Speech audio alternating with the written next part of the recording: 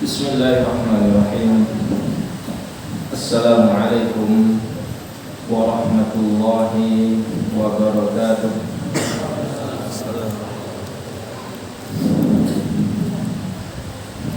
Innal hamdalillah nahmaduhu wa nasta'inuhu wa nastaghfiruh wa na'udzu billahi min shururi anfusina وسيئات أعمالنا من يهده الله فلا مضل له ومن يضلل فلا هادي له أشهد أن لا إله إلا الله وحده لا شريك له وأشهد أن محمدا عبده ورسوله لا نبي ولا رسول بعده.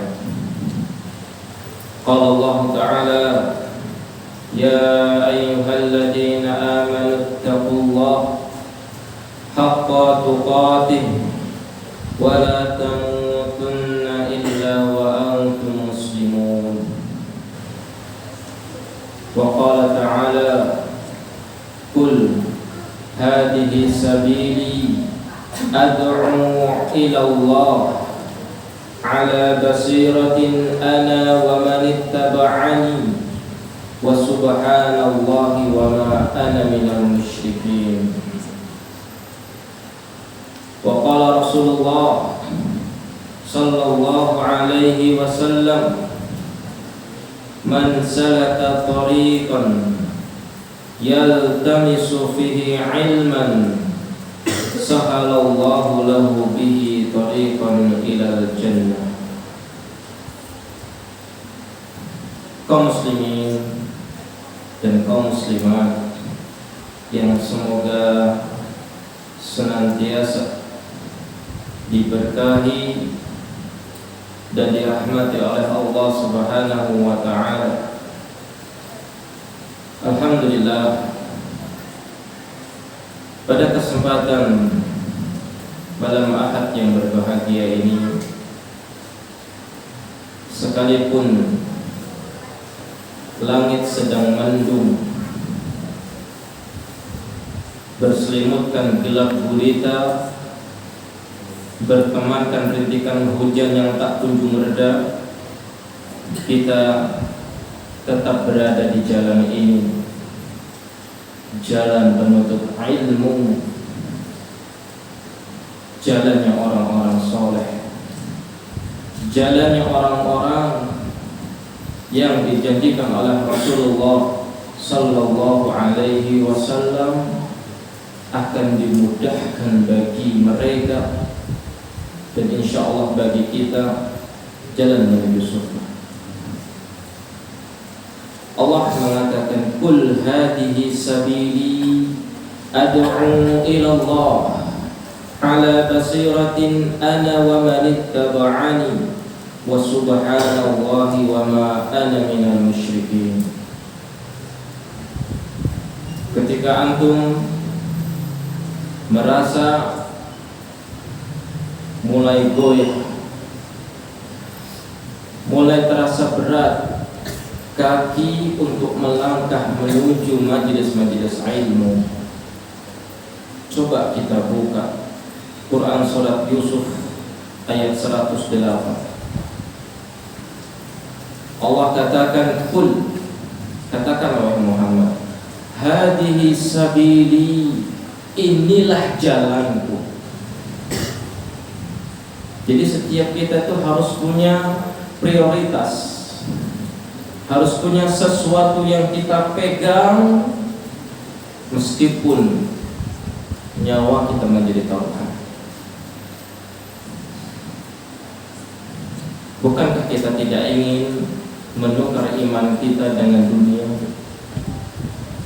Bukankah kita tidak ingin menukar negeri akhirat, terutama surga, dengan kehidupan dunia yang hanya sementara? Kita harus punya prioritas, punya sesuatu yang harus kita pegang. Dan kita pegang ini bukan hanya sekedar kita pegang, benar-benar kita genggam sekuat tenaga dan harus kita pertahankan sekalipun nyawa kita melayang. Dan Allah sudah katakan, "Qul hadhihi sabili." Katakanlah wahai Muhammad kepada orang-orang yang beriman itu, inilah jalanku.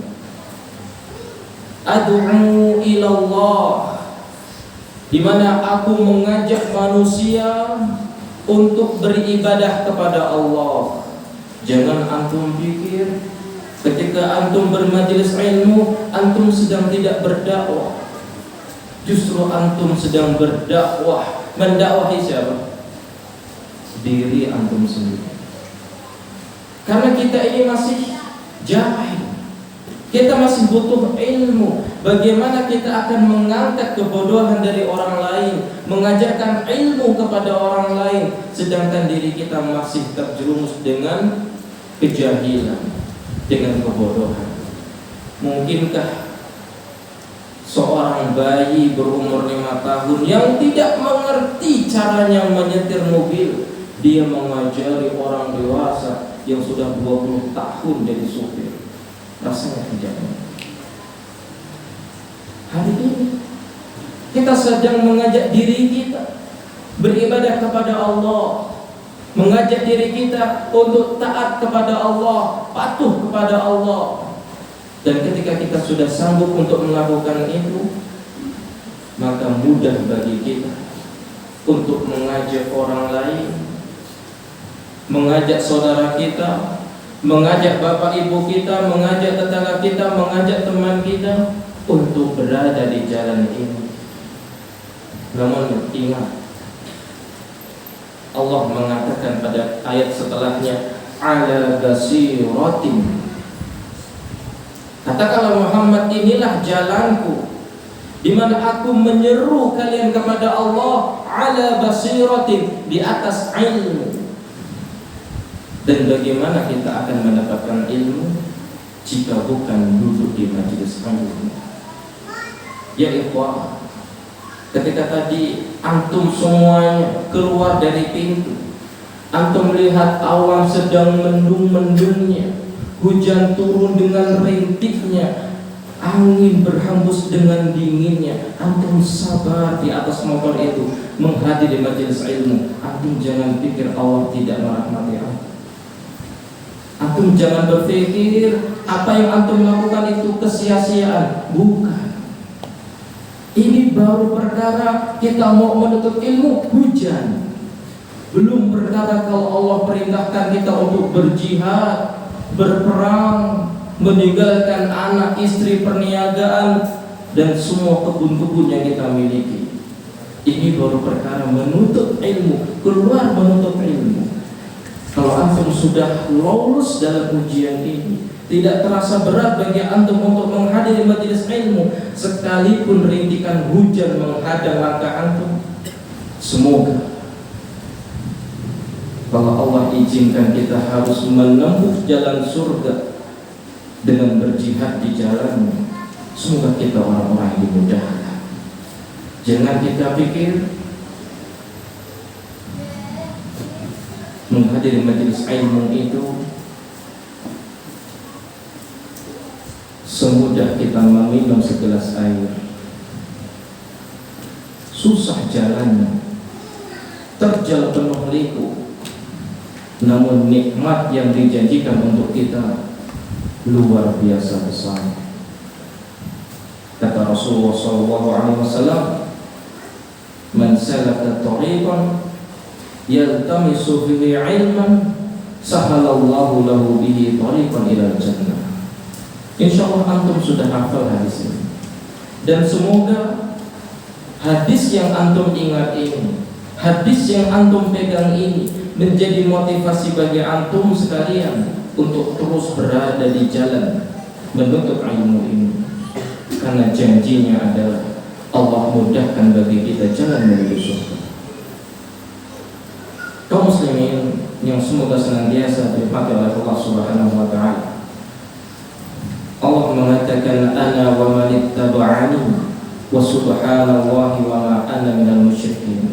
Namun ketika kita hendak mendakwahkan orang lain kepada Allah, mengajak mereka untuk beribadah kepada Allah, kita harus punya tuntunan, kita harus punya panutan. Siapa panutannya? Siapa panutannya?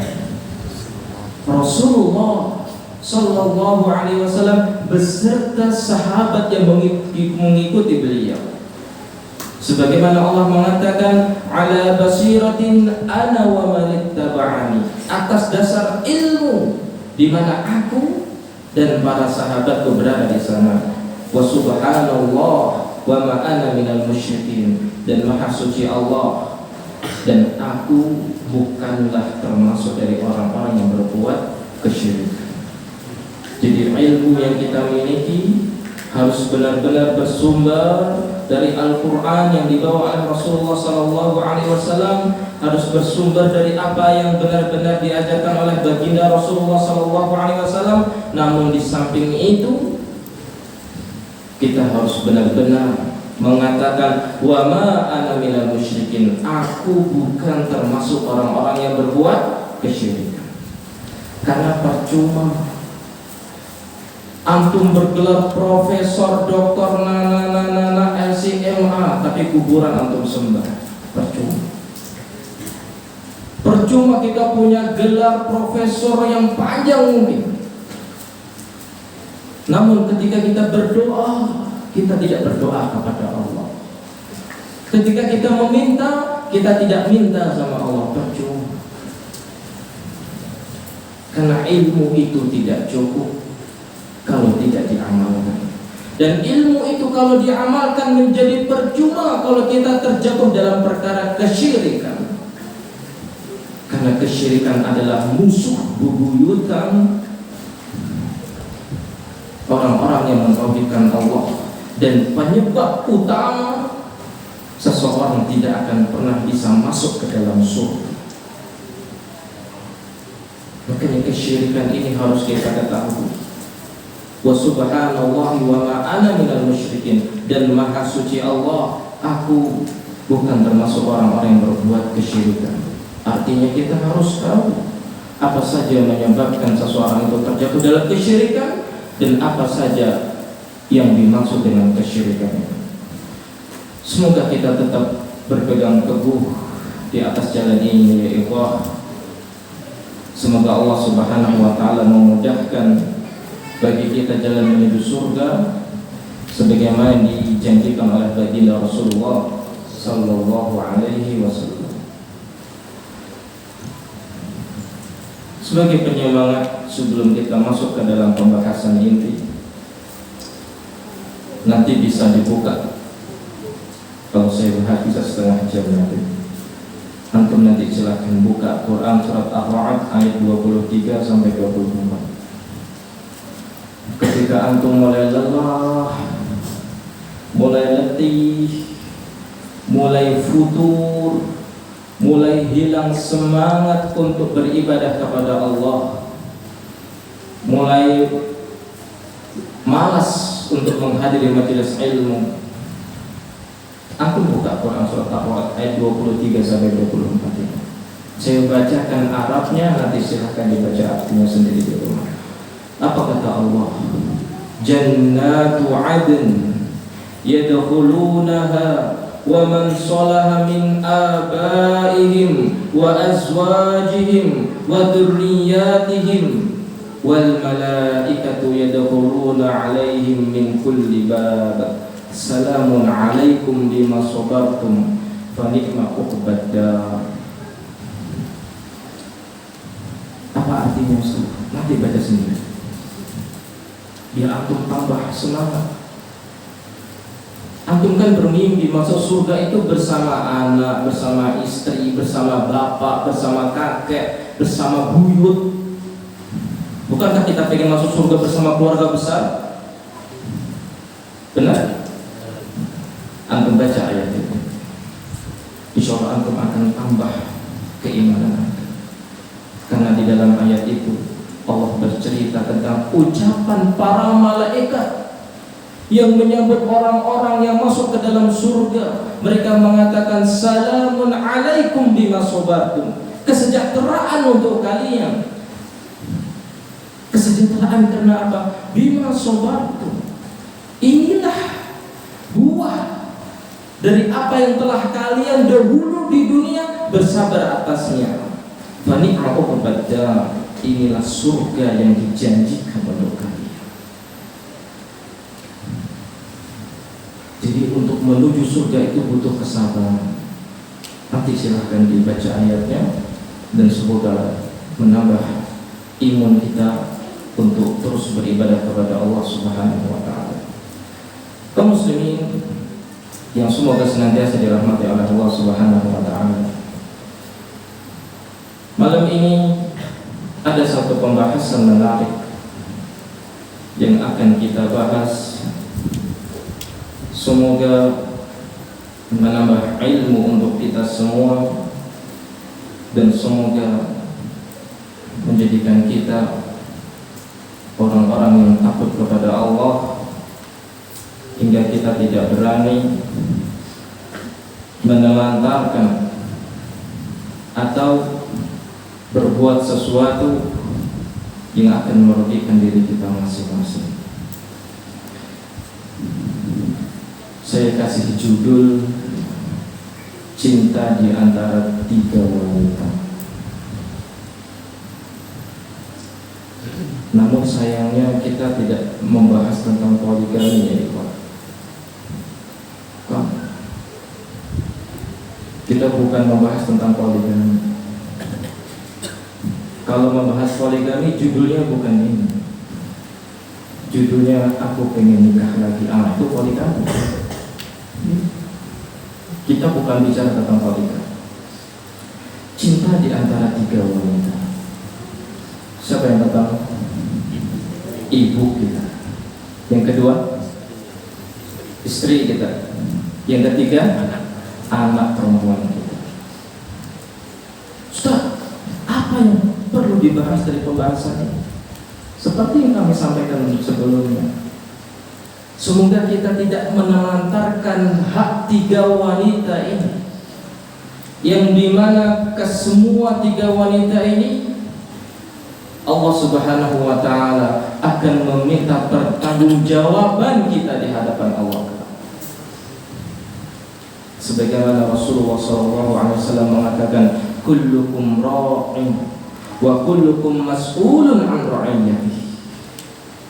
Setiap kalian itu adalah pemimpin. Setiap kalian itu adalah pemimpin. Kita pemimpin. Dan setiap kalian akan ditanya tentang kepemimpinannya. Kita sebagai anak laki-laki punya orang tua. Wajib bagi kita untuk berbakti kepada keduanya. Setiap dari kita yang sudah menikah punya istri, mereka memiliki hak yang harus kita tunaikan. Dan kita mungkin sebagian dari kita ada yang memiliki anak perempuan, di mana mereka juga memiliki hak atas kita. Semoga kajian ini tidak membuat kita menjadi orang yang salah dalam bersikap, karena ketiga orang ini akan menuntut haknya pada hari kiamat jika kita tidak tunaikan haknya dengan sempurna.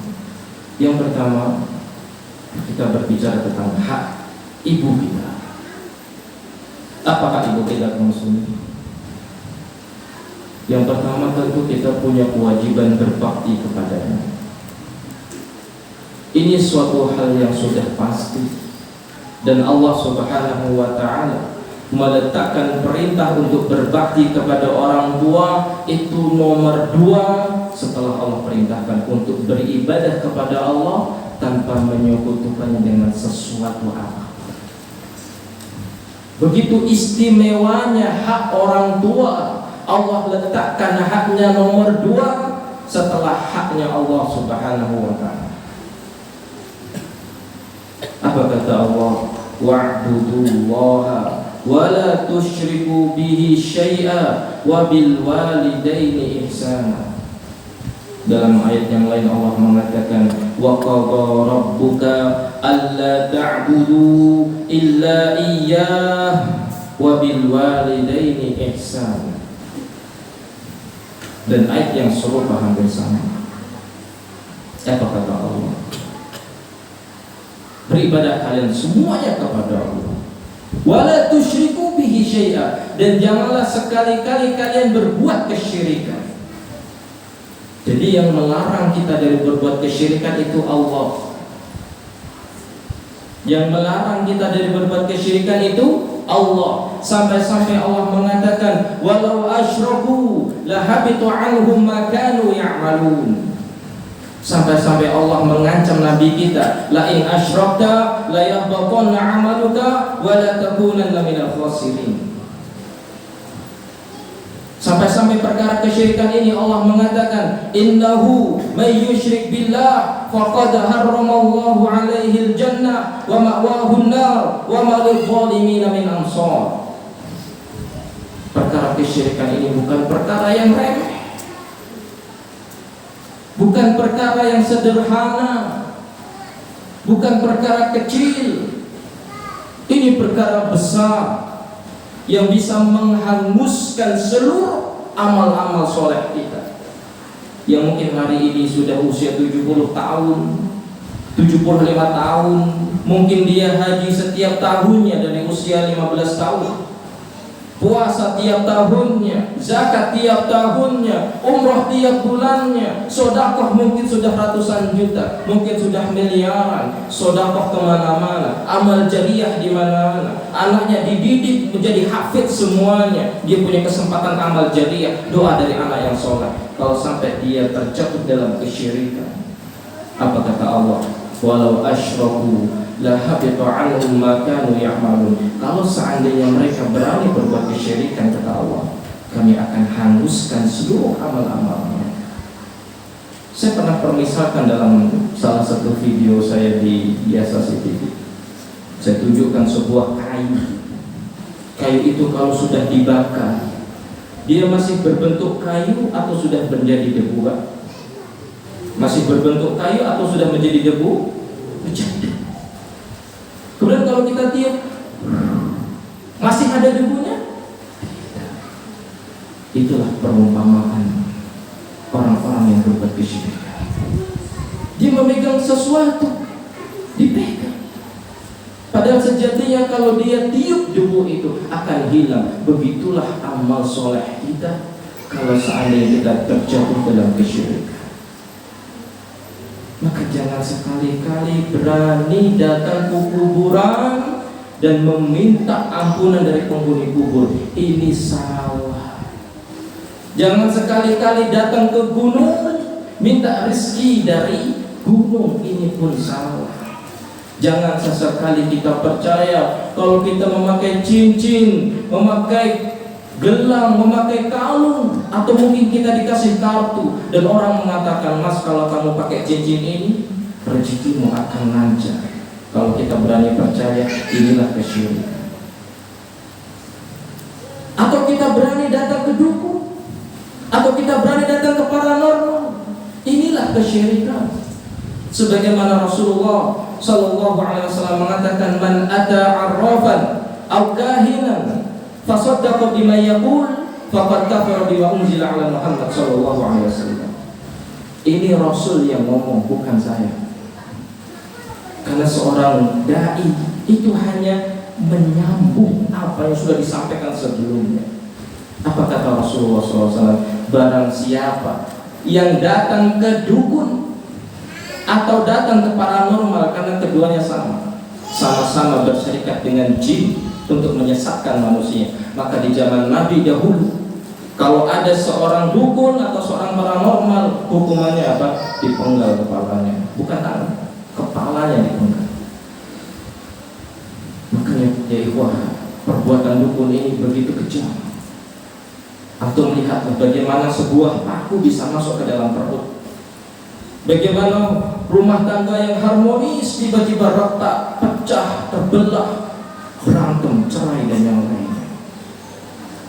Mengerikan kegiatan mereka itu. Makanya Rasul mengancam kita, barang siapa yang berani mendatangi dukun atau paranormal, dan dia membenarkan apa yang diucapkan oleh keduanya, faqad kafara bima unzila ala Muhammad. Kata Rasulullah SAW, dia sudah mengingkari Al-Quran, dia sudah mengingkari wahyu yang diturunkan kepada Nabi kita Muhammad SAW. Maka jangan sekali-kali kita berani datang kepada keduanya. Kalau kita mau minta kesembuhan, minta sama Allah. Sebenarnya ya ikhwan, orang kalau datang ke dukun itu biasanya karena sakit, yang dia merasa mau mati dan merasa tidak ada yang bisa mengobati. Kalau seandainya dia tahu bahwa Rasulullah SAW pernah mengatakan tidaklah sebatang duri yang menusuk kaki seorang hamba dan dia bersabar atasnya, melainkan itu akan menjadi penggugur dosa-dosanya. Makanya orang yang beriman itu kalau dia sedang sakit, dia bersyukur kepada Allah dan dia bersabar kepada Allah. Kenapa? Semoga dengan sakitnya, semoga dengan sabarnya Allah menggugurkan dosa-dosanya. Siapa dari kita yang tidak pernah berbuat dosa? Justru dengan sakit inilah kita berbesar hati, semoga ini pertanda Allah mengampuni dosa-dosa kita. Makanya sebagian ulama dahulu kalau mereka terkena sakit, mereka takut untuk mengeluh di hadapan Allah.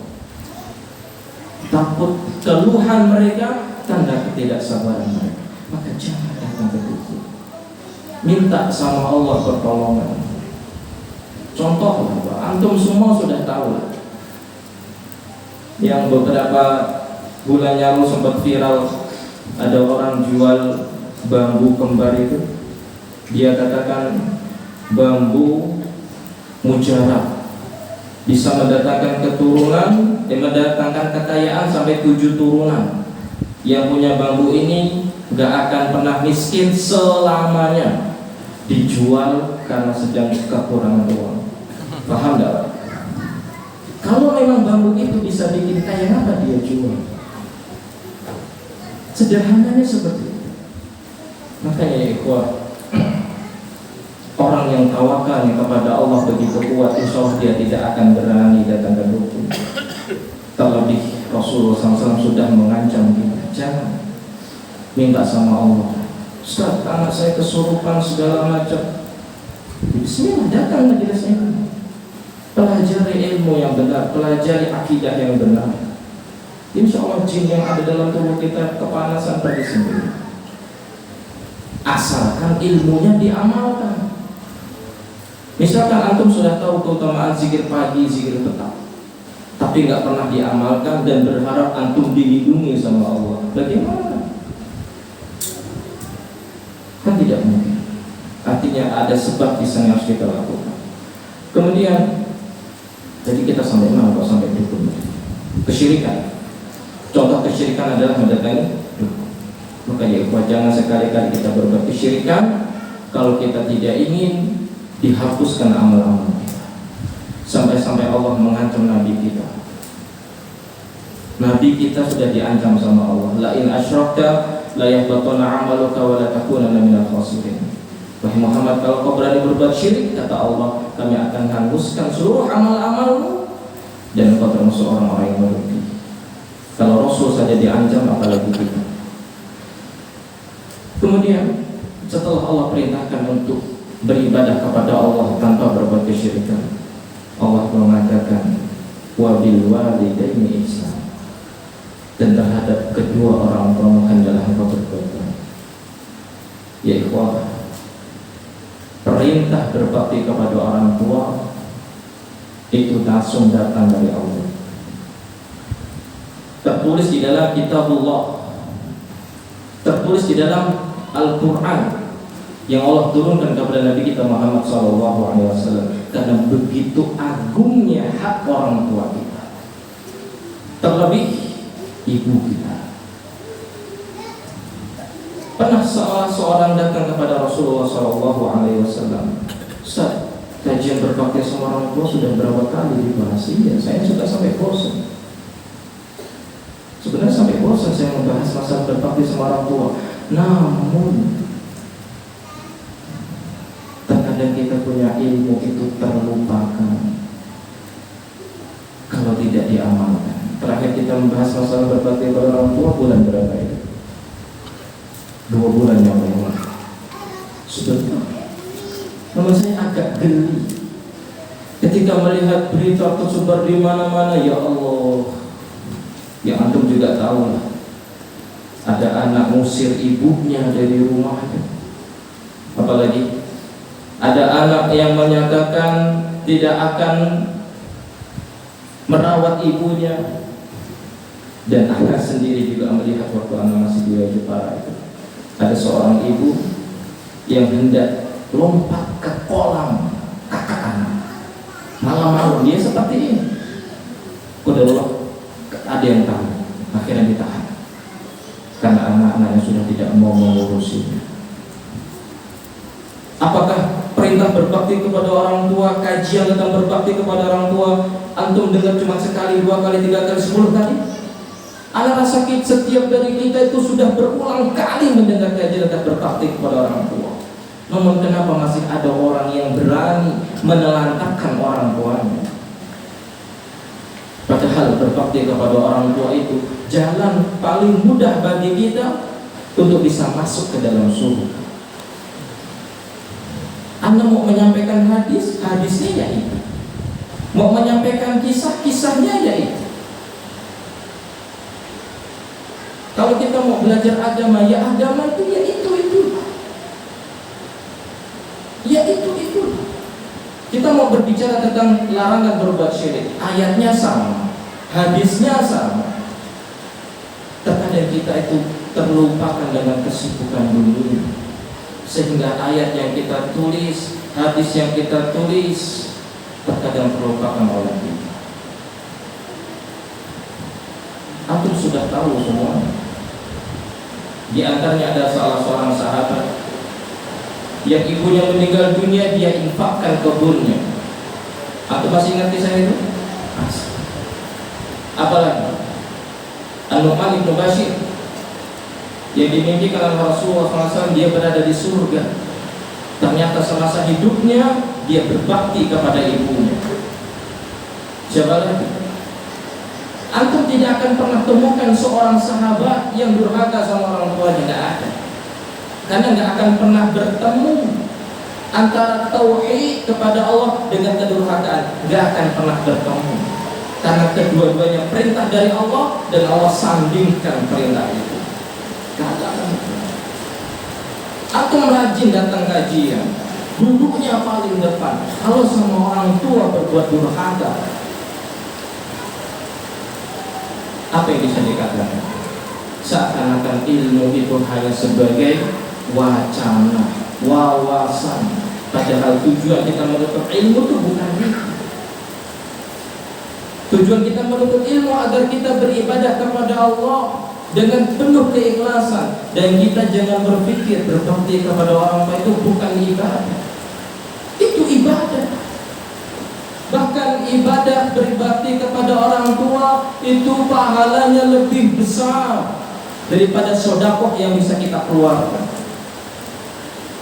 Pahalanya lebih besar. Antum punya uang 1 miliar, misalkan antum sedekahkan semuanya untuk bangun masjid, bikin jalan, bikin pesantren, bikin sumur untuk masalah kaum muslimin. Antum berbakti sama orang tua, antum senyum sama orang tua, antum berbagi bersama orang tua, antum bahagiakan orang tua, antum buat mereka tertawa.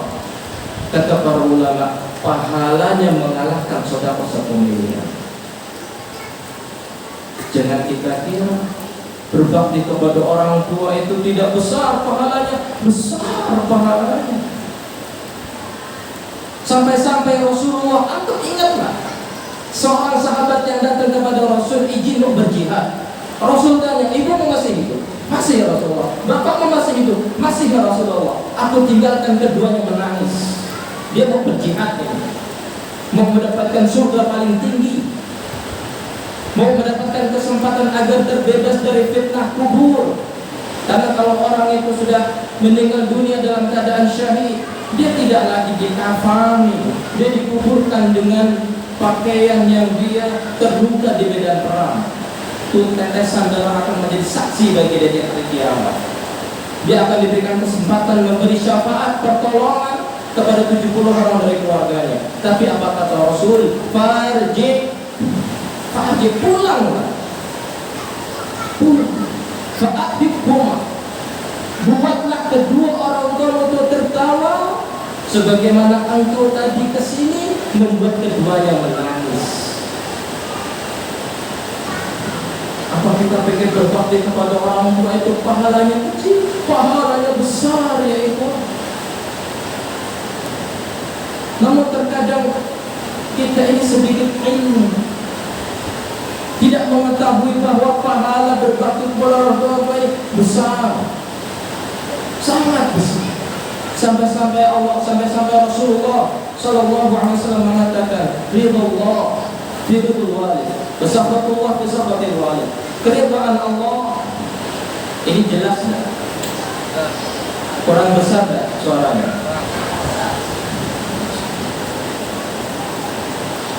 Keridhaan Allah ada pada keridhaan orang tua yang tua. Rasul mengatakan dengan mudahnya, keridhaan Allah, kita pengen masuk surga, ingin masuk surga bersama istri, bersama anak, bersama keluarga, bersama orang-orang yang kita cintai. Kita nggak akan bisa masuk surga kecuali dengan ridhonya Allah. Bukankah kita hendak mencari ridhonya Allah? Bukankah kita hendak mencari cintanya Allah? Kata Rasulullah Sallallahu Alaihi Wasallam, ridullah fi ridul walid. Kecintaan Allah, keridhaan Allah itu ada pada keridhaan orang tua kita. Artinya ketika kita bisa berbakti kepada orang tua kita, membuat dia bahagia, membuat orang tua kita meridhai kita, artinya satu kunci menuju surga dengan keridhaan orang tua telah kita pegang. Mudah bagi kita untuk masuk ke dalam surga. Dan begitu juga sebaliknya. Wasahutullah bisafatil walid. Kemurkaan Allah itu ada pada kemurkaan orang tua,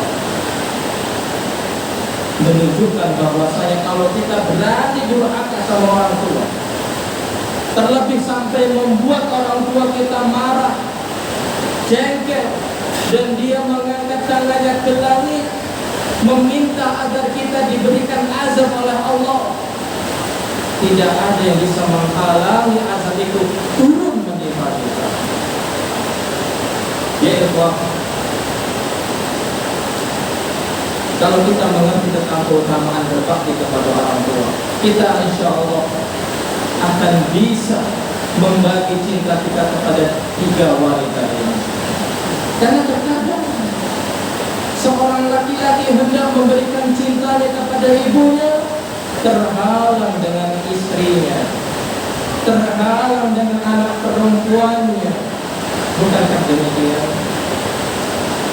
Kita terkadang kalau mau memberi orang tua itu hitung-hitung. Saya ini ngasih ibu saya 200.000, kebanyakan nggak? Wah, itu kebanyakan. 50.000 aja. Coba kalau istri antum minta baju, minta makan yang enak, minta diantar kemana, minta diajak jalan-jalan, susah nggak bagi antum untuk mengantar istri antum? Nggak susah. Nggak susah. Mudah. Makanya cinta di antara 3 wanita agar kita ini paham. Kita tuh anak laki-laki. Cinta kita tuh bukan hanya untuk istri kita saja, bukan hanya untuk anak kita saja, anak perempuan kita saja. Dan terkadang, tapi ini saya bukan survei, Pak. Saya melihat biasanya, ini saya melihat saja, entah benar entah enggak. Saya melihat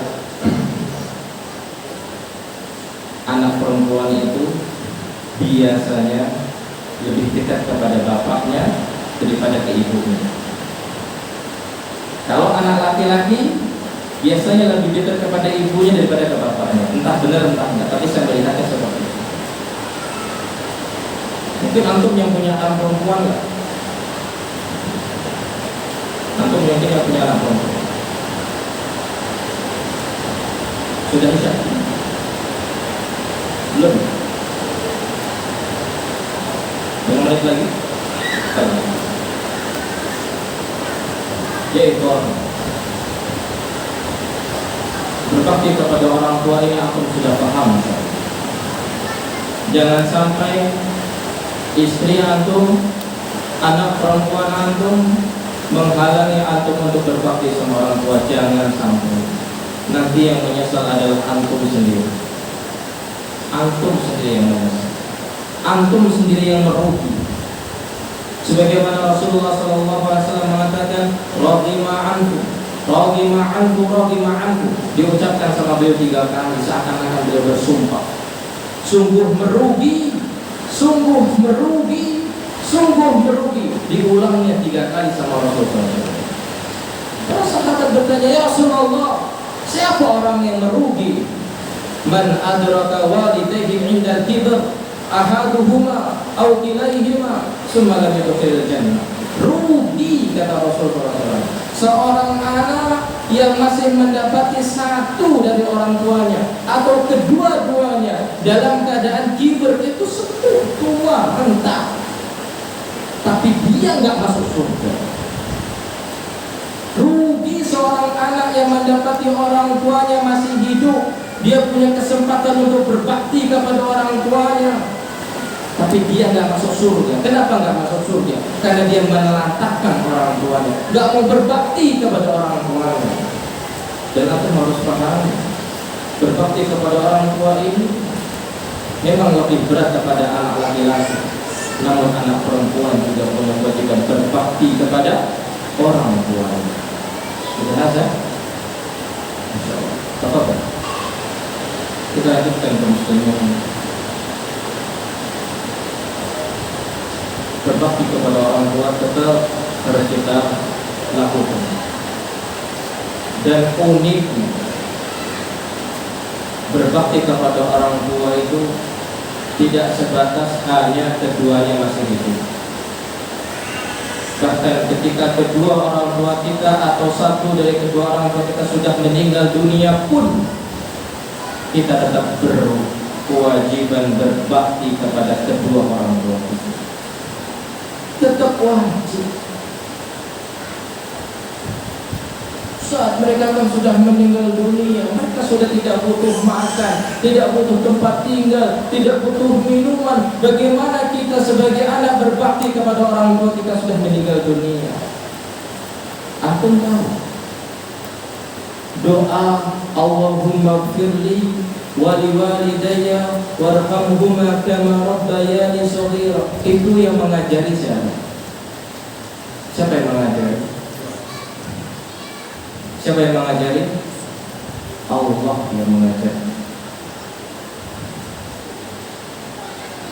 Lafaz doa itu Allah yang mengajarkan, tertulis dalam Al-Quran.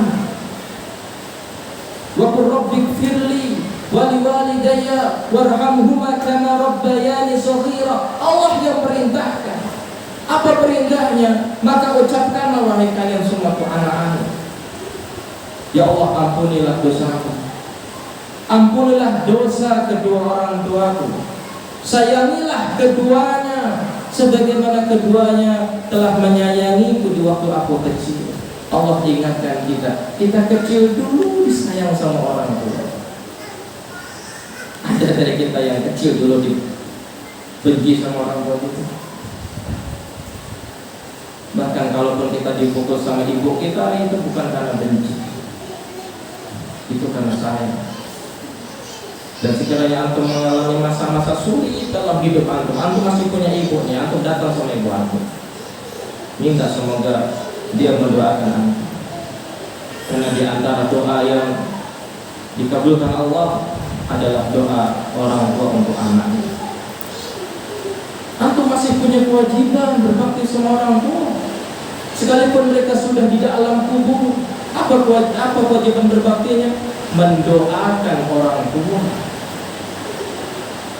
Mendoakan orang tua dengan doa yang diajarkan oleh Allah Subhanahu wa ta'ala. Bukankah antum sudah tahu semua? Rasul pernah datang ke makam ibunya. minta ampun sama Allah untuk ibunya. Dilarang. Beliau menangis. Wajar beliau menangis ya ikhwah. Beliau punya ibu dan Rasul itu ditinggal ketika sudah agak besar. Bukan ketika beliau masih bayi ditinggal sama ibunya, bukan. Beliau sudah tumbuh, sudah besar sedikit, sudah merasakan kasih sayang orang tua. Terkadang kita di usia 7 tahun itu masih ingat benak kita dulu sama orang tua kita diapain, diberikan apa, dikasih hadiah apa. Wajar seorang Rasul, karena beliau juga manusia, beliau punya hati. Di makam ibunya minta ampun kepada Allah untuk ibunya, dilarang sama Allah. Udah Allah masyarakat. Karena ibu dia meninggal dunia dalam keadaan jatuh. Dan kita jangan heran, karena kita itu milik Allah. Kita itu milik Allah.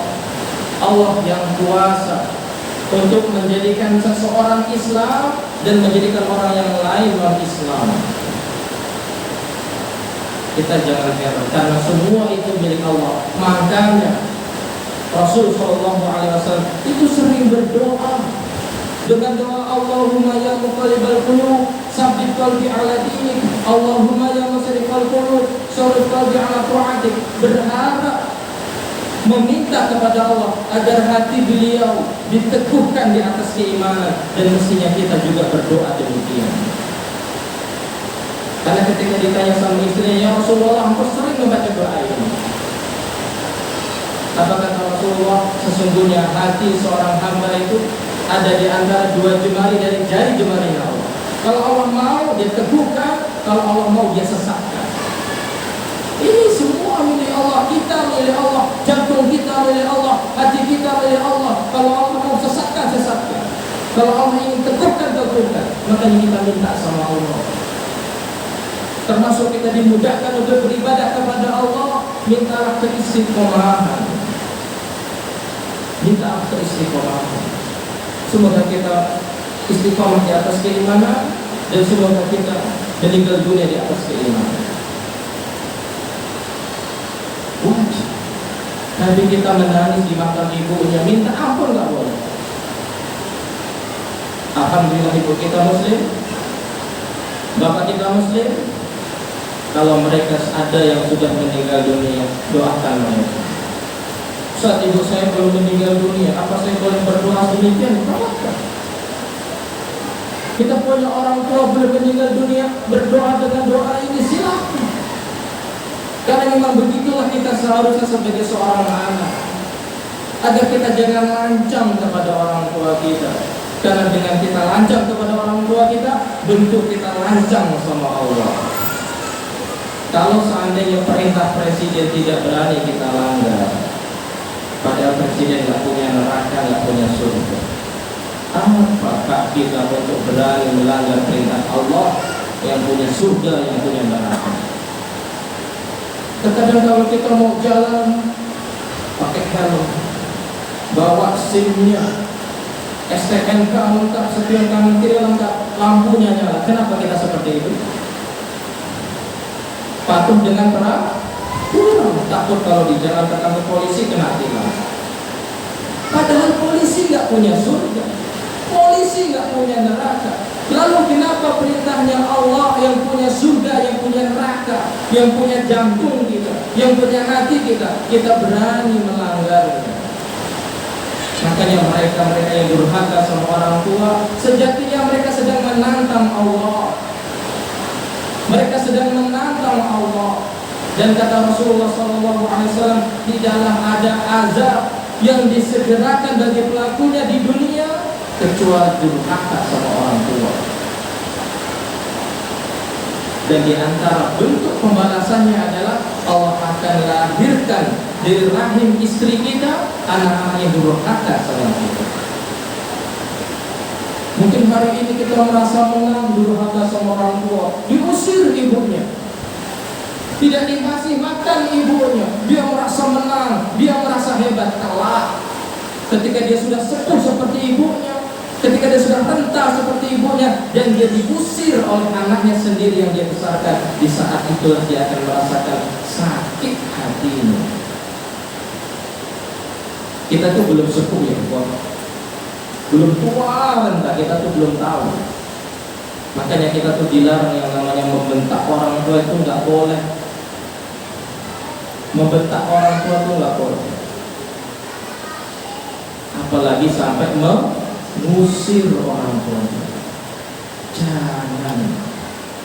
Kita tuh mau masuk surga dengan cara apa? Kalau jalan masuk surga yang paling mudah dengan berbakti kepada orang tua saja kita sudah enggan.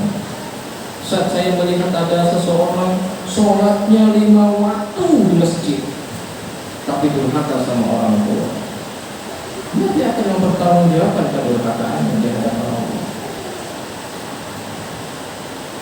Kaum muslimin, mungkin cukup ya masalah berbakti sama orang tua. Insyaallah orang tua kita sudah meninggal dunia, doakan mereka, doakan ya kita. Mereka menunggu dari kita doa kita. Antum sudah tahu lah hadisnya. Ada seorang mayat yang malaikat ini berhenti menyiksanya karena doa anaknya di dunia. Antum sudah tahu. Kita berhusnudzon semoga orang tua kita di alam kubur sana mendapatkan kebahagiaan, kuburnya diluaskan, permadaninya dari surga, ditunjukkan tempatnya di surga. Kita berhusnudzon kepada Allah, semoga orang tua kita mendapatkan itu. Namun tetap kita sebagai anak doakan orang tua. Maka uniknya berbakti kepada orang tua itu bukan hanya ketika keduanya masih hidup, bahkan keduanya sudah meninggal dunia pun kita tetap harus mendoakan orang tua. Insyaallah kalau ingin lebih lanjut tentang perintah berbakti kepada orang tua, nanti lihat kajian kita di Yasasi TV yang judulnya maaf ada yang menunggu di pintu rumah. Nanti di situ ada penjelasan lebih lanjut. Kemudian yang kedua ya ikhwan, kita akan berbicara tentang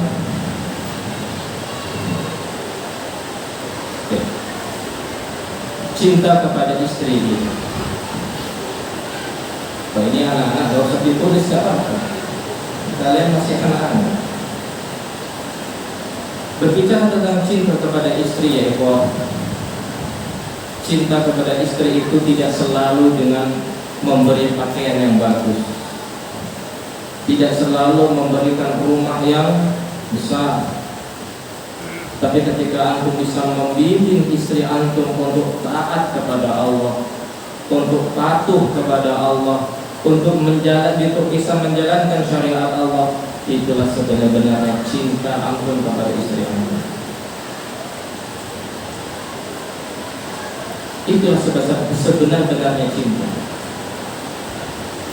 Kalau kita ingin berbicara hak istri banyak, namun di samping itu kita juga harus sampaikan haknya suami.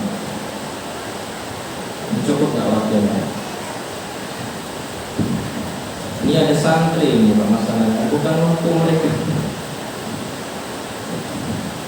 Intinya ya Allah, kalau berbicara tentang cinta kepada istri, cinta yang terbaik yang bisa kita berikan kepada mereka, selain yang pokok, kalau nafkah wajib. Ya wajib kita sebagai suami menafkahi istri-istri itu. Nafkah lahir maupun nafkah batin itu wajib. Ya insyaallah yang lahiriah antum tahu. Namun yang paling inti yang antum harus berikan cinta adalah bagaimana antum bisa menyelamatkan istri antum dari api neraka. Itu jangan sampai kelak pada hari kiamat istri-istri kita akan menuntut kepada kita di hadapan Allah karena kita tidak pernah membimbingnya di dalam ilmu agama. Kalau masalah makan, insya Allah setiap kita bisa cari makan. Kalau masalah baju lebaran, insya Allah sudah mulai dipikirkan, sudah mulai disisihkan, sudah mulai ditabungkan, sudah mulai diberikan. Ini tuh baju lebaran, insya Allah bisa. Tapi tidak semua dari kita sanggup dan mau bersabar membimbing istri kita untuk menuju surga Allah. karena memang susah. Susahnya di mana? Ya kalau istrinya sudah ngaji, apalagi ikut kajian, nah insya Allah mudah. Sudah azan, nggak perlu kita bangunkan istri kita. Azan subuh isya sudah nggak perlu. Mungkin kita yang dibangunkan sama istri kita. Mas, subuh mas. Enak. Tapi kalau istrinya nggak pernah ngaji, nggak pernah datang kajian, nggak tahu ilmu, mungkin dia dengar azan. Apa ini azan? Melihat kita tidur ngoroknya kencang, kasihan suami itu kalau dibangunkan subuh ini dikasih selimut. Ini istri durhaka namanya. Istri yang seperti ini tidak mungkin ditemukan oleh suami-suami yang senantiasa mengajak istrinya untuk menghadiri majelis ilmu. Mungkin akan susah mendakwahi istri. Cara paling mudah ajalah mereka ke majelis ilmu. Ustaz, kalau saya paksa ngambek, ya dikasih hadiah. Atau sekarang tuh ya Allah, kalau kita tuh susah membawakan dalil di hadapan istri kita, antum ya sembari berdoa kepada Allah, antum duduk berdua. Mungkin sembari di depan kita ada HP, kita ada laptop kita, mungkin putar kajian Ustaz Fulan. Semoga hatinya tersentuh. Sembari kita berdoa kepada Allah. Kalau saya mau ngomongin karena hak istri itu banyak, mahar lah segala macam lah, antum sudah tahu. Tadi saya lebih menekankan bagaimana agar kita bisa mengamalkan firman Allah, ya ayyuhalladzina amanu qu anfusakum wa ahlikum nar. Antum bisa mengamalkan ayat ini, wahai orang-orang yang beriman, jagalah diri kalian dan keluarga kalian dari api neraka. Namun sayang yang menjaga mereka dari api neraka bukan dengan bikin benteng yang tinggi, bukan membuat rumah yang mewah, tapi mengajak mereka untuk patuh dan taat kepada Allah. Bagi ikhwah yang mungkin istrinya masih susah untuk menerima ilmu, antum jangan berputus asa. Antum punya Allah yang maha membolak-balikkan hati. Kuatkan iman antum, pertegas keyakinan antum, perdalam tawakal antum. Hati istri kita ada di tangan pemiliknya, Allah. Semoga dia bisa menerima ilmu agama Islam ini sehingga dia berkenan untuk mengamalkan. Dan anakku yang salut kepada ikhwah sekalian, yang alhamdulillah istrinya sudah berjilbab lebar, apalagi bercadar. Kalau mereka bercadar di lingkungan yang semuanya bercadar, itu biasa. Tapi kalau dia bisa berjilbab lebar, bercadar di lingkungan yang nggak ada orang yang pakai jilbab lebar, dan dia bisa bersabar di sana, itu yang masya Allah. Ustaz, berarti yang berjilbab lebar di lingkungan yang itu bukan masya Allah, ya mereka masya Allah. Namun ujian istri kita yang seperti ini, ujian yang cukup memberatkan bagi mereka. Apalagi istri, apalagi perempuan itu mudah tergoda ya itu. Makanya ana nasihatkan kepada para istri, kalau seandainya suaminya penghasilan per bulannya cuma 10 juta, jangan sekali-kali duduk sama seorang istri yang penghasilan suaminya 25 juta. Kenapa? Kurang bersyukur. Yakin sih. Kalau sudah duduk sama wanita-wanita yang suaminya gajinya 25 juta, ceritanya jadi berbeda. Sama-sama beli HP. Berapa HP-nya? Murah 50 juta. Dia beli harga 5 juta itu sudah merasa paling mahal. Istri sampingnya 25 juta, 50 juta. Kira-kira bersyukur gak Pak? HP apa 5 juta? Padahal 5 juta itu sudah bagus.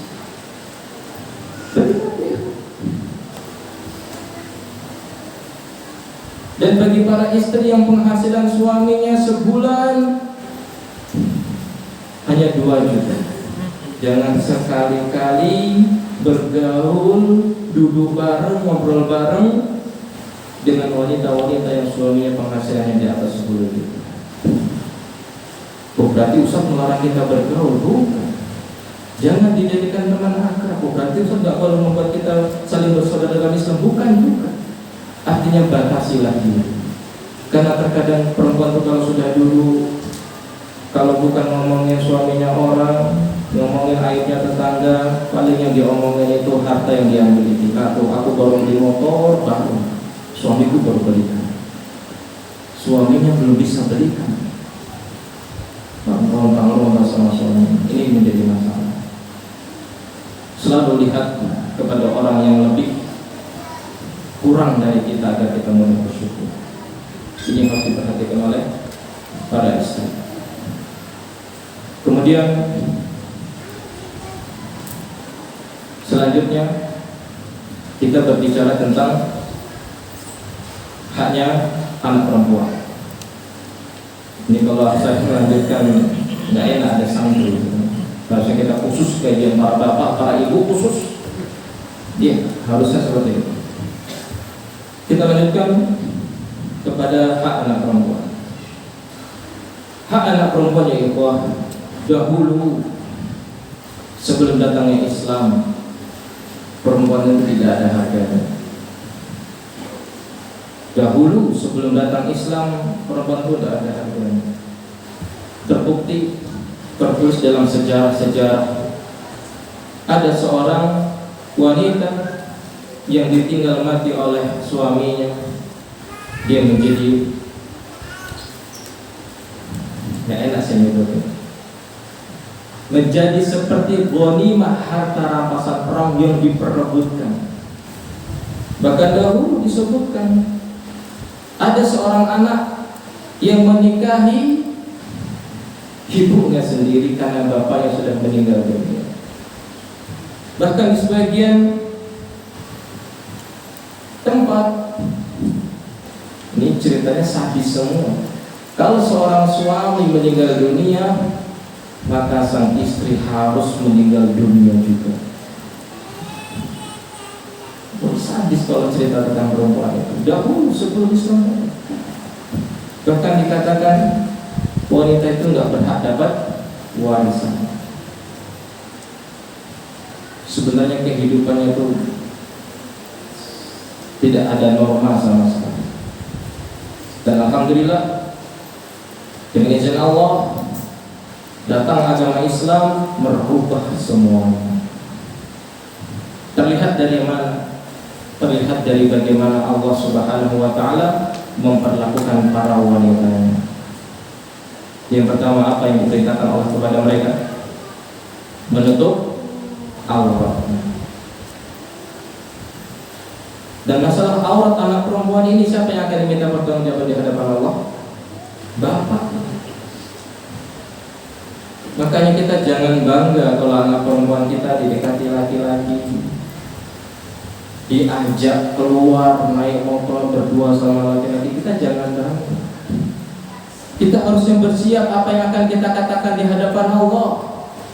Kalau anak perempuan kita menuntut haknya, apa haknya? Di antaranya dia berhak untuk mendapatkan ilmu agama dari kita.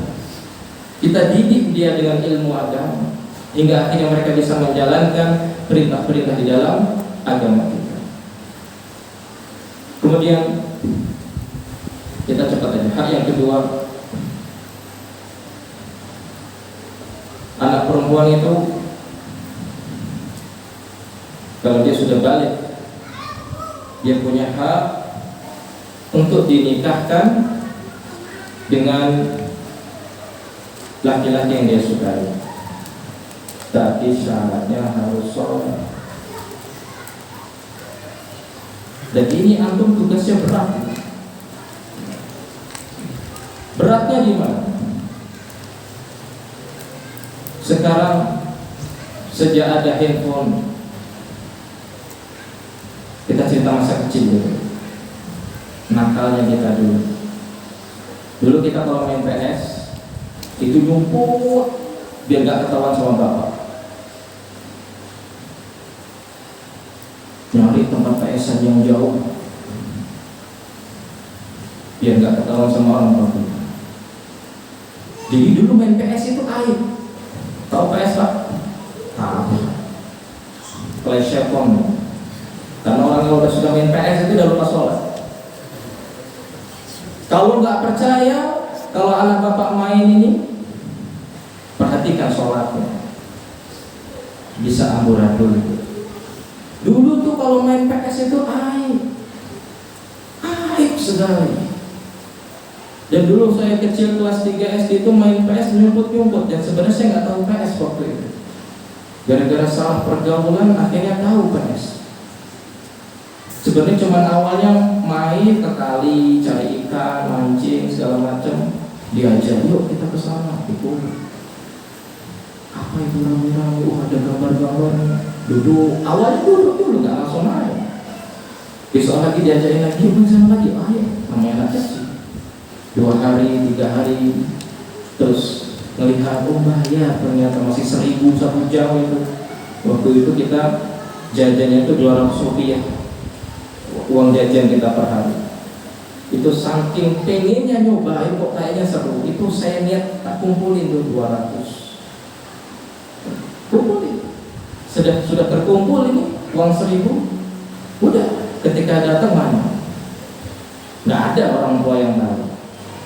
Karena sudah pulang ke rumah itu nggak nanya orang tua dari mana, nggak nanya. Namun qadarullah masyaallah, ini bukti Allah kasih sayang sama saya. Suatu ketika saya main PS sama teman, jadi ruangannya itu memanjang di rumahnya. Saya duduk paling pojok, dan bapak saya terkenal paling galak sekampung, paling galak sekampung. Jadi masuk lewat pintu, cuma nengok gini, kok ada saya di pojokan, langsung dipanggil, suruh pulang. Sampai rumah ketahuan saya main PS. Akhirnya sama satu keluarga dihajar saya, dihajar Pak, bukan dihajar.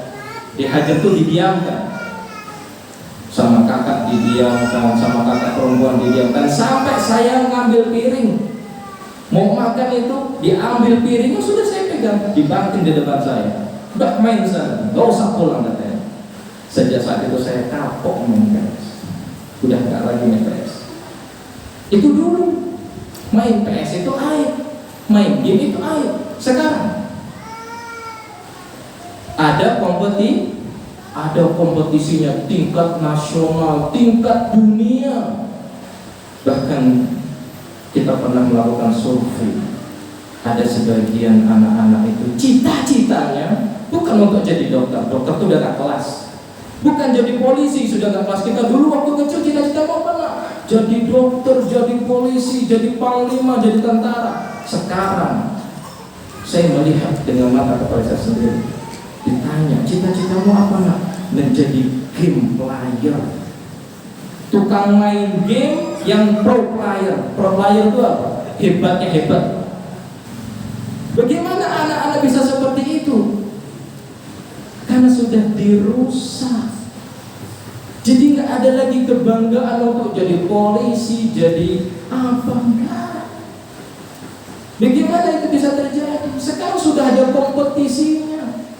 Dulu kita kalau mau main PS ke rumah orang dulu yang punya PS di sana. Sekarang PS-nya setiap rumah kita ada PS-nya. Cuma namanya beda-beda.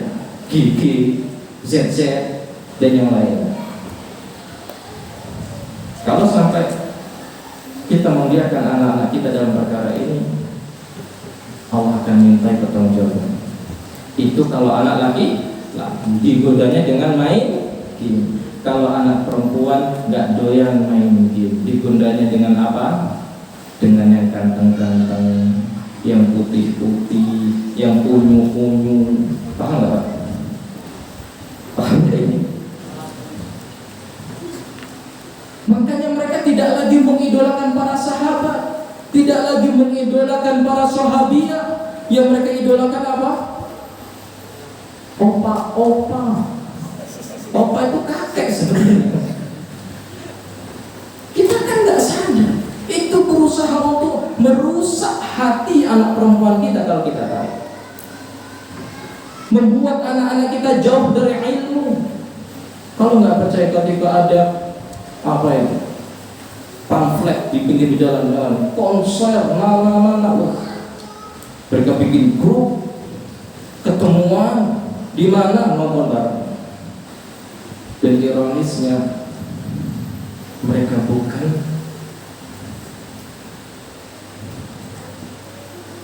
anaknya orang-orang Nasrani. Mereka datang pakai jilbabnya. Berarti anaknya siapa?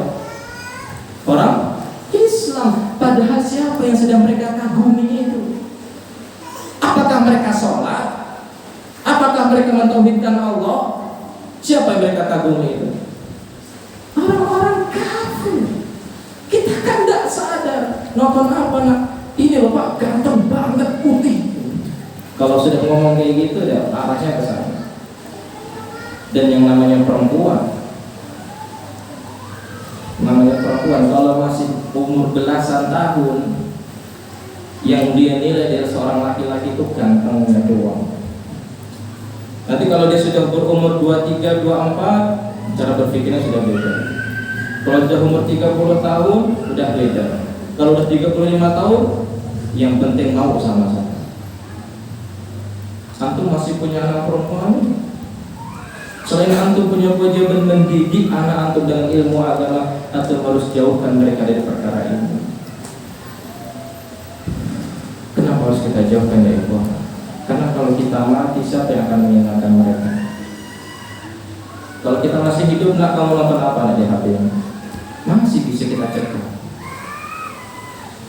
Kalau kita tidak cegah dari sekarang, makanya ya, kalau antum punya anak suka main game dan antum larang, antum marahi, terbesit dalam benaknya, terketuk dalam hatinya, ini perbuatan yang salah. Suatu saat nanti dia akan berpikir ini perbuatan yang salah dan dia akan tinggalkan. Tapi kalau antum biarkan, seakan-akan itu perbuatan yang betul. Anak sejak dimarah sama bapak saya tahu itu perbuatan yang salah. Karena benar-benar melalaikan, nggak tahu pulang mau maghrib. Ya sholat entah-entah. Masih anak kelas 3 SD. Mungkin ini kalau antum punya anak laki-laki, tolong perhatikan. Apalagi punya anak-anak perempuan, dan tolong perhatikan masalah ini. Karena ini sudah menjamur. Terlebih lagi masalah pergaulan. Masalah pergaulan. Anak perempuan itu punya hak untuk antum didik. Antum pilih temannya, antum pilih sahabatnya, agar mereka tidak salah dalam memilih teman. Karena teman itu terkadang menjerumuskan. Makanya dalam suatu pertemanan Rasul itu sampai memperumpamakan dengan dua jenis orang. Yang pertama apa? Penjual minyak. Yang kedua seperti tukang pandai besi. Kalau kita berteman dengan orang yang soleh, kata Rasul, sekalipun kita tidak membeli minyak wanginya, kita tuh kecepatan wangi. Memang terkadang ini, Masya Allah wanginya wangi amat sekali, wangi banget akhir. Kita tercium. Atau paling tidak kita membeli minyak wangi kita pakai sendiri. Memang pengaruh.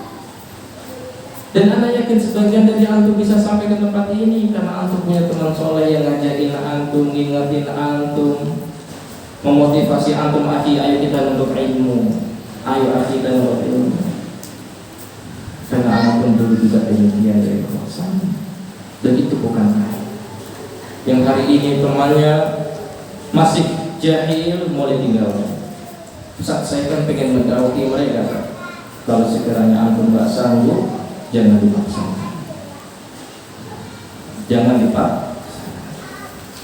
Antum dakwahi diri antum. Makanya kalau kita punya teman yang buruk itu, wa'iyadzubillah, sengsaranya itu di kita. Kalau nggak percaya, Pak, yang kasus-kasus pencurian, perampokan, dia cuman gonceng. Pelakunya yang digonceng gak tahu apa. Dia melakukan pencurian. Ditanya, kamu pergi sama siapa? Sama si fulan. Ditangkaplah si fulan. Kamu yang nganterin fulan nyuri ya? Gak tahu Pak, saya cuma gonceng. Terima atau tidak? Tertindas. Itu logika sederhananya seperti itu. Makanya kita pilih itu anak perempuan kita siapa temannya. Ditanya temannya, nah temanmu itu bapaknya siapa? Ngaji atau enggak bapaknya? Dia teman ngaji TPA-mu atau enggak? Oh bukan Pak, dia teman Facebook. Teman Facebook, antum lihat Facebooknya. Kalau teman Facebooknya wanita-wanita yang tidak berjilbab, katakan kepada anak antum, udah tinggalkan. Karena budaya selfie itu berawal dari satu orang. Sadaran selfie, posting. Oh keren ya. Akhirnya satu akhwat yang lain coba-coba. Dua, oh kok kayaknya syar'i ini nggak apa-apa. Akhwat yang lain coba-coba nyebar. Kayaknya nggak apa-apa. Makanya hal-hal seperti ini itu karena berawal dari sebagian kecil dari wanita-wanita kita. Maka kita harus perhatikan. Karena mereka akan menuntut kita pada hari kiamat. Sebagaimana Rasulullah SAW mengatakan, kullukum ra'in wa kullukum mas'ulun an ra'iyati. Setiap kalian adalah pemimpin dan setiap kalian akan diminta pertanggungjawaban terhadap apa yang dipimpinnya. Kemudian hak anak perempuan yang lain, kita harus mencintainya seperti mencintai anak laki-laki. Mungkin kita kalau punya anak laki-laki itu nggak sama dengan punya anak perempuan. Kalau punya anak laki-laki itu ada rasa semangat sedikit lah. Ini nanti anakku nih kalau nanti besar dia menikah, dia mau tinggal sama saya. Tapi kalau anak perempuan dia menikah ikut suami. Meskipun demikian, tetap kita harus berbuat baik sama anak perempuan. Tetap didik dia, tetap arahkan dia, tetap berikan kepadanya pakaian yang menutup auratnya. Dan kalau dia sudah besar, tetap dicarikan suami, terutama suami yang soleh. Bagaimana karakter soleh itu? Lihat sholat 5 wajibnya. Dia sholat 5 wajibnya bagaimana? Coba lihat di majelis ilmu, hadir tidak di majelis ilmu. Kemudian lihat bagaimana dia bersikap sama orang tuanya, durhaka atau berbakti sama orang tuanya. Kalau sama orang tuanya saja durhaka, sama orang tuanya durhaka, insya Allah sama istrinya lebih nggak peduli. Harus perhatikan.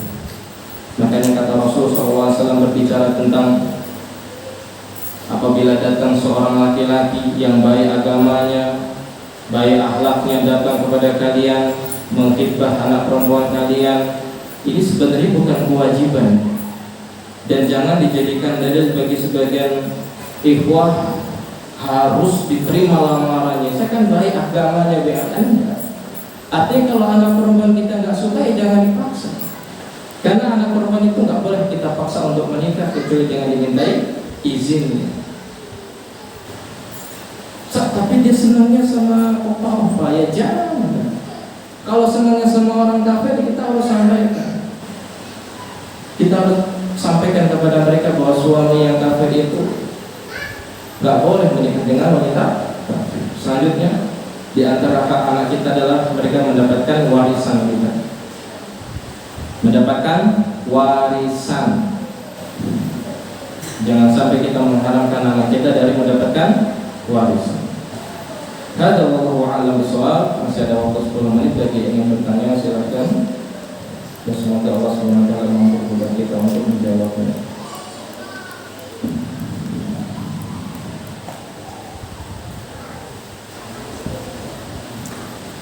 Ya ikhwan, berbakti kepada orang tua yang kita sebutkan tadi tetap perintah untuk mentaati Allah itu lebih utama.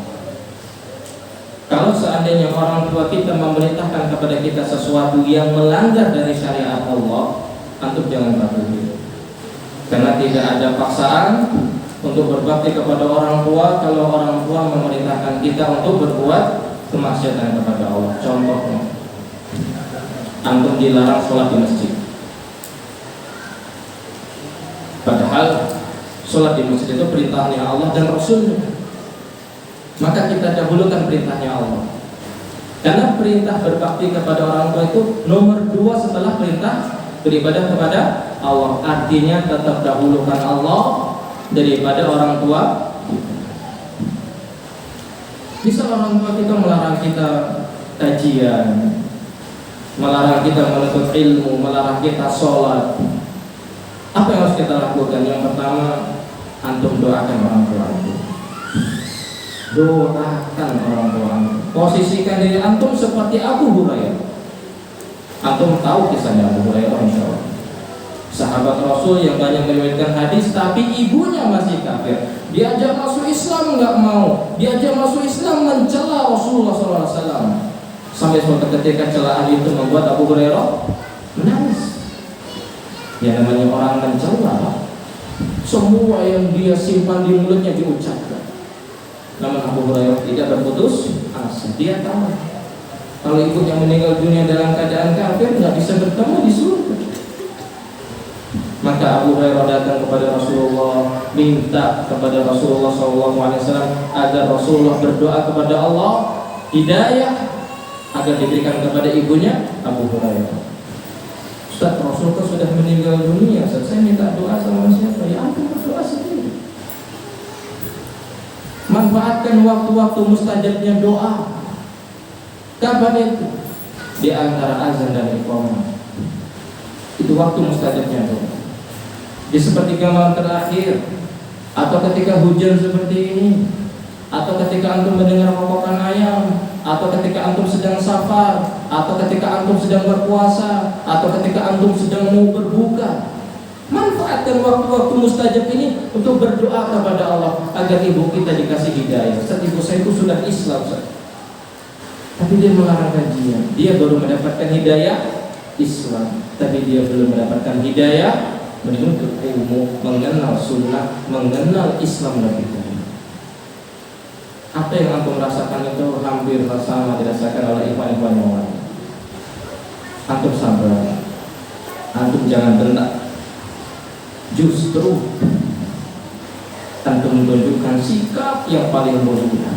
Antum tunjukkan antum ketika sudah mengaji, menuntut ilmu, akhlak antum jauh lebih baik daripada saudara-saudara antum yang lain. Antum akan lebih sering mengunjungi ibu antum. Antum akan lebih sering membantu ibu antum. Dan hati orang tua mana yang tidak luluh ketika anaknya berbuat demikian baik kepada dirinya. Jadi ada seorang mu'alaf baru masuk Islam.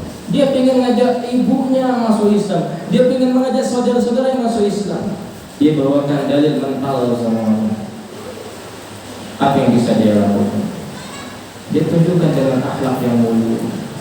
Dia menunjukkan menjadi orang Islam itu tidak seperti yang digambarkan, suka ngebom sana, ngebom sini, bikin kerusakan di sana, bikin kerusakan di sini. Dia tunjukkan akhlak yang mulia.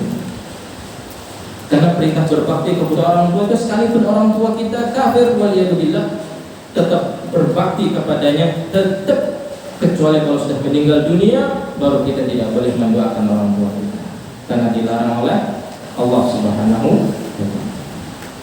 Atau jangan berputus asa. Apalagi hati ibu itu paling mudah dulu.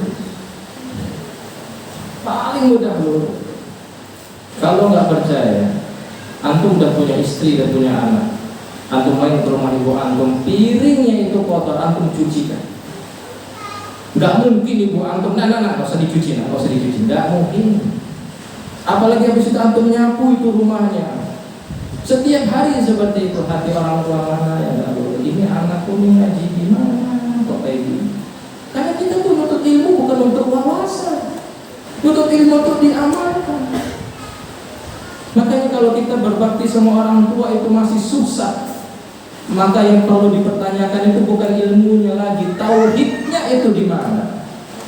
Karena orang yang bertauhid itu tidak mungkin dia durhaka sama orang tua, tidak mungkin. Dia tetap akan berbuat baik kepada orang tuanya, sekalipun orang tuanya berlaku kasar kepadanya, tetap wajib berbakti kepada orang tua. Yang tidak boleh itu kalau keduanya sudah meninggal dunia, bagi dia dalam keadaan kafir, kita sudah tidak boleh mendoakan orang tua kita. Mungkin 1 menit lagi ada yang bertanya.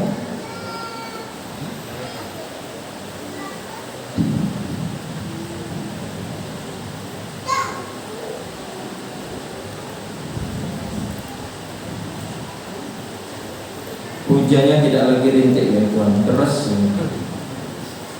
Semoga antum tetap semangat, antum tetap lapang dada. Antum harus ingat, perjalanan antum itu bukan perjalanan yang sia-sia. Semoga Allah memudahkan antum semua untuk masuk ke dalam surga bersama keluarga antum, istri antum, dan orang-orang antum cintai. Ya ikhwah, kematian kita itu nggak tahu kapan datang. Kita berusaha seperti ini, basah-basahan, hujan-hujanan, kita hanya mengibar kasih sayang Allah. Antum kan sudah tahu keutamaan bermajelis ilmu. Antum sudah tahu keutamanya apa? Keutamanya apa? Antum sudah tahu semua. Semoga itu menjadi motivasi untuk antum. Turunkan ketenangan, diliputi rahmat, para malaikat menaungi dengan sayap-sayapnya. Wa dzakarakumullahu fi man indah. Allah akan menyebut-nyebut kita di hadapan makhluk yang ada di sisi Allah. Siapa kita semua? Saya teringat dengan apa yang disampaikan oleh Ustaz Muhammad Abdul Qaisika. Beliau bertanya seperti ini: kenapa orang yang suka nonton bola itu harus datang ke stadion, padahal live TV kah, streaming kah, parabola, padahal bola itu kan di HP ada, di TV ada, di parabola ada, tapi kok kenapa tetap datang ke stadion? Padahal capek, belum beli tiket, belum berdesah-desahan, belum kalau ke toilet, apalagi kalau toiletnya sudah bau rokok, ya Allah, nggak bertahan. Tapi kenapa mereka mau melakukan itu? Karena katanya kalau nonton di stadion itu euforianya itu nggak sama kalau nonton di TV. Paham insyaallah itu?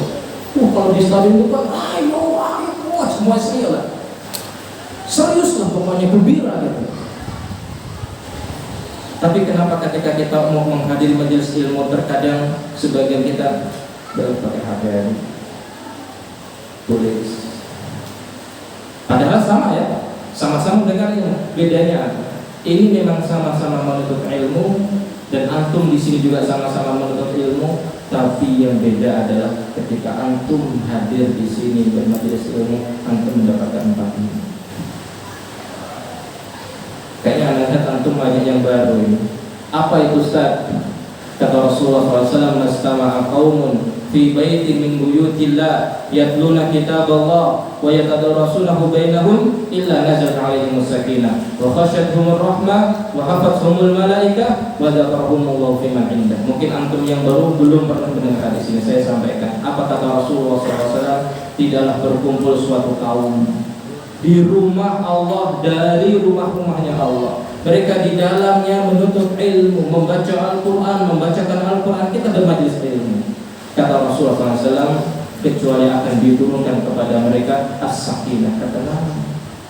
Wa khasyathumur rahmah, Allah akan liputi kita dengan rahmatnya. Wa hafathumul malaikah, para malaikat-malaikat itu akan menaungi kita dengan sayap-sayapnya. Bahkan dalam sebuah hadis yang lain yang sahih disebutkan, kalau seandainya ada majelis ilmu seperti ini, malaikat yang sedang Allah tugaskan berkeliling melihat ada majelis ilmu, dia berhenti untuk duduk mendengarkan ilmu, menaungi para penuntut ilmu. Euforianya nggak sama itu. Dan yang terakhir apa? Mungkin kita nggak dikenal presiden nggak masalah, Kita nggak dikenal sama Pak Bupati, nggak ada masalah. Nggak dikenal sama gubernur, nggak masalah. Tapi kita dibangga-banggakan Allah, itu yang luar biasa bagi kita. Tapi kalau sampai Allah nggak kenal sama kita, itu yang masalah. Baca kalau firman ini, Allah bangga-banggakan kita. Anda nggak kenal dengan bapak-bapak ini, saya nggak tahu semua namanya. Tapi Allah SWT tahu nama bapak. Bahkan disebutkan oleh Rasulullah SAW, nama bapak dibangga-banggakan oleh Allah di hadapan malaikat yang ada di sisi Allah Subhanahu Wa Taala. Betul. Ketika antum paksakan diri antum untuk hadir di majelis ilmu seperti ini, antum harus ingat, antum di sini untuk mencari surga, mencari ilmu dan bisa diamalkan. Kemudian kalau antum pernah dapetin ana tidak hadir, itu bukan keinginan anda ya Pak. Anda sama teman-teman itu kerja, ada masalah di sini itu dari hari Senin sampai Sabtu.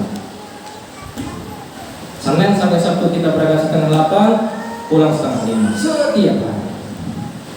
Ibu Anda diwajibkan. Dan antum perhatikan, 2 pekan sekali Anda nggak ada. Itu bukan anak gak mau menghadiri majelis ilmu, tapi anak juga harus mengamalkan ilmu yang lain. Ibu anak setiap tanya anak, telepon anak kapan pulang, dan kalau sudah pulang itu diminta harus bermalam. Makanya kadang anak Sabtu sore kalau ada pas kapan itu ketemu sama ibuan di jalan, anak ke arah Jepara, dia ke arah sini, di tengah anak mengamalkan ilmu yang lain. Antum waktu antum luang, waktu antum bebas. Antum bisa ketemu sama ibu antum Senin, Rabu, Kamis, Jumat. Kalau anak itu hanya bisanya 2 pekan sekali itu. Jadi sekiranya antum lihat, oh besok nggak ada, insya Allah anak sedang di Jepara. Sama, ilmu anak bukan hanya untuk dihafal, namun juga untuk diamalkan. Sama, antum punya orang tua, anak punya orang tua, dan anak akan berusaha berbakti kepada orang tua anak sebagaimana antum berbakti kepada orang tua antum. Hadza wallahu a'lam bishawab. Semoga kajian sedikit bermanfaat untuk antum, dan semoga kajian tentang hak suami dan istri itu sebenarnya banyak sudah anak siapkan. Tapi di sini ada anak-anak santri, kayaknya nggak mungkin kalau saya sampaikan semuanya. Semoga yang tadi kita sampaikan paling tinggi bagaimana caranya kita mengajak istri kita untuk bertakwa kepada Allah. Semoga kita semua bisa menjalankannya. Hadza wallahu a'lam bishawab. Kita tutup kajian kita dengan doa kafaratul majelis. Subhanakallahumma wa bihamdika asyhadu an la ilaha illa anta astaghfiruka wa atubu ilaik. Wassalamualaikum warahmatullahi wabarakatuh.